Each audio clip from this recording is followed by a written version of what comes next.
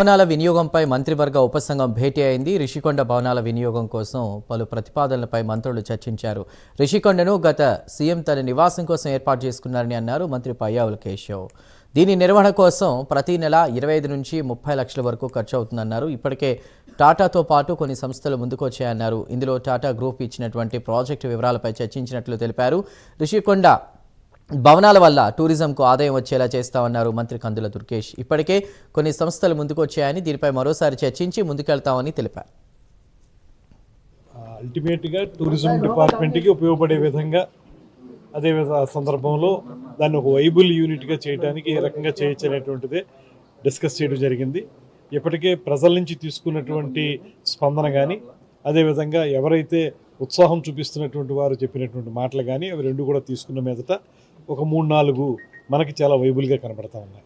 దానికి వాళ్ళకి పూర్తిగా వైబుల్ అవ్వటానికి మేమేం చేయాలనేటువంటి దాన్ని కూడా వారికి చెప్పడం జరిగింది. మొత్తంగా ఈ 2-3 మీటింగ్లు మళ్ళీ మనం ప్లాన్ చేసుకుంటున్నాం.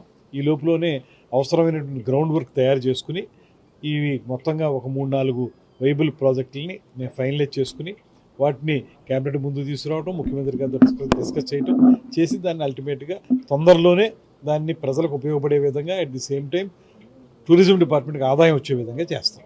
రుషికొండ మీద ఏపీ టూరిజం పేరుతో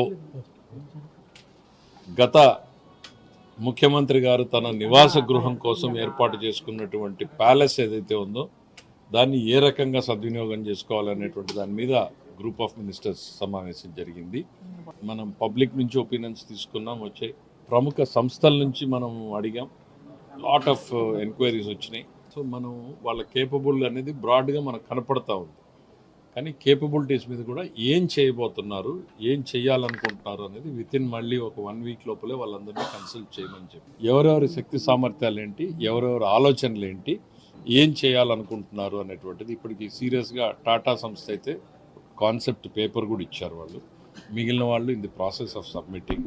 వాళ్ళు కూడా బ్రాడ్గా కాన్సెప్ట్ చెప్పారు, కానీ టాటా గ్రూప్ ఒక అడుగు ముందుకేసి ఏమేమి ఆలోచనలు స్పెసిఫిక్గా కూడా చెప్పారు.